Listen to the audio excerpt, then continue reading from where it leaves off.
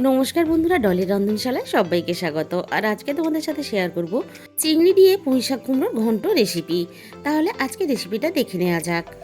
আমি এখানে টাটকা ফ্রেশ পুঁইশাক নিয়েছি, আর পুঁইশাকটাকে আমি কেটে নেব। আর পুঁইশাকের সঙ্গে যে সমস্ত সবজিগুলো আমি রান্নায় দেবো সেগুলো আমি কেটে রেডি করে নিয়েছি। এখানে আমি দেখো কুমড়ো বেশ বড় বড় করে ডুমো করে কেটে নিয়েছি, আর পুঁইশাকের ডাঁটাগুলো বেশ মোটা, তাই আমি আলাদা করে কেটে নিয়েছি। আর নিয়েছি দুটো মাঝারি সাইজের আলু, এভাবে ডুমো করে কেটে। আর পুঁইশাকের পাতাগুলো আমি কেটে খুব ভালোভাবে ধুয়ে পরিষ্কার করে নিয়েছি।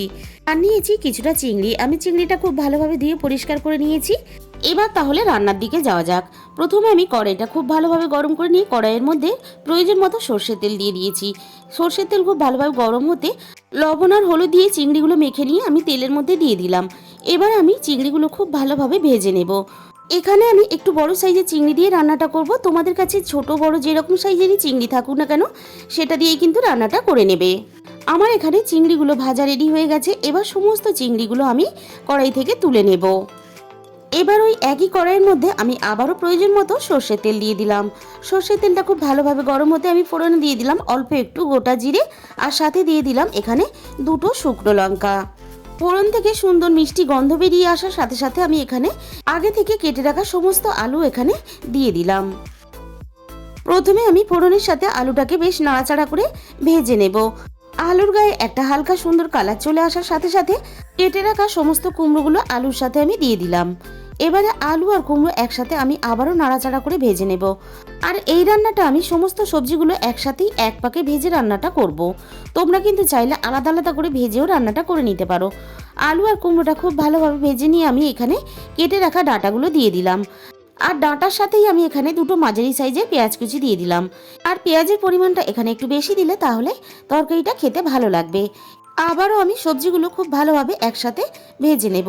আর পুঁইশাকের ডাঁটাটা যেহেতু অনেকটাই মোটা, তাই সব কিছুর সাথে পুঁইশাকের ডাঁটাগুলো ভেজে নিলে তাহলে পুঁইশাকের ডাঁটাগুলো খুব ভালোভাবে সিদ্ধ হয়ে যাবে।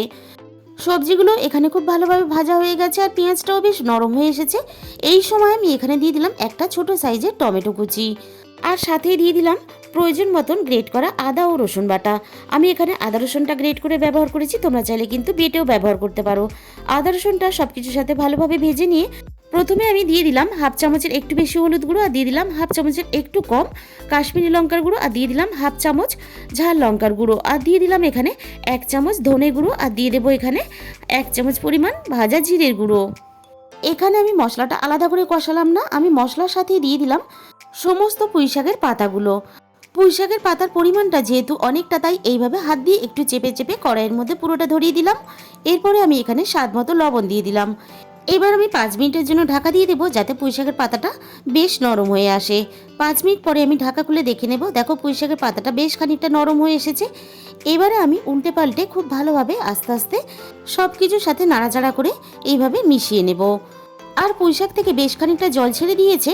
এই পুঁইশাকের জলে কিন্তু আমি মশলাটা দিয়ে সব কিছু খুব ভালোভাবে কষিয়ে নেব। আর রান্নাতে খুব সুন্দর একটা কালার চলে এসেছে। এই সময় আমি এখানে দিয়ে দিলাম স্বাদ মতো চিনি। এই রান্নাতে অবশ্যই একটু চিনি ব্যবহার করবে স্বাদের ব্যালেন্সের জন্য। আর ভেজে রাখা সমস্ত চিংড়িগুলো আমি এখানে দিয়ে দিলাম। আর তাহলে বন্ধুরা, আজকের রেসিপিটা ভালো লাগলে অবশ্যই ভিডিওতে একটা লাইক করো, প্রচুর প্রচুর শেয়ার করো। আর যে সমস্ত নতুন বন্ধুরা এখনও পর্যন্ত আমার চ্যানেলটাকে সাবস্ক্রাইব করেনি, আমার চ্যানেলটাকে সাবস্ক্রাইব করে পাশে থাকা বেল আইকনটা প্রেস করে দিও, যাতে আমি কোনো নতুন রেসিপি আপলোড করলে সবার আগে তোমার কাছে পৌঁছায়। চিংড়িটা আমি খুব ভালোভাবে সব কিছুর সাথে কষিয়ে নিয়ে আমি এখানে প্রয়োজন মতো জল দিয়ে দিলাম। অন্যান্য সবজিগুলো কষানোর সাথে সাথেই অনেকটা সিদ্ধ হয়ে এসেছে। আর পুঁইশাকের ডাঁটাগুলো এখানে যেহেতু অনেকটাই মোটা, তাই এখানে আমি জল দিয়ে দিলাম। এবার আমি সব কিছু খুব ভালোভাবে সিদ্ধ হওয়ার জন্য ঢাকা দিয়ে দিলাম। কিছুক্ষণ পরে আমি ঢাকা খুলে দেখে নেব সব কিছু খুব ভালোভাবে সিদ্ধ হয়েছে কিনা। ঝোলটা বেশ অনেকটাই টেনে গেছে। এবারে একটু নাড়াচাড়া করে দেখে নেব সমস্ত সবজির সাথে সাথে ডাঁটাগুলো এখানে খুব ভালোভাবে সিদ্ধ হয়ে গেছে। আর বন্ধুরা, একবার হলেও তোমরা এইভাবে কুমড়ো পুঁইশাক দিয়ে চিংড়িটা ট্রাই করে দেখবে, খেতে দুর্দান্ত স্বাদের হয়। আর এইভাবে কুমড়ো পুঁইশাক দিয়ে চিংড়ি রান্না করলে গরম গরম ভাতের সাথে অন্য কোনো ঝোল তরকারির প্রয়োজন হবে না। এখানে আমি এরকম রস রস রেখেই তরকারিটা নামিয়ে নেব। এবার আমি সব শেষে এখানে দিয়ে দিলাম 1 চামচ পরিমাণ গরম মশলার গুঁড়ো। আর এই গরম মশলার গুঁড়োটা সব কিছুর সাথে মিশিয়ে দিলেই রেডি হয়ে গেল দারুণ স্বাদের একটা ঘরোয়া পদ্ধতিতে একেবারে অনুষ্ঠান বাড়ির মতো চিংড়ি দিয়ে কুমড়ো পুঁইশাকের রেসিপি। তাহলে বন্ধুরা, আজকের রেসিপিটা এই পর্যন্ত। দেখা হবে অন্য কোনো রেসিপির সাথে। আর সবাই সুস্থ থেকো, ভালো থেকো, আর পরে ভিডিওটা ঠিক সময়ে দেখে নিও।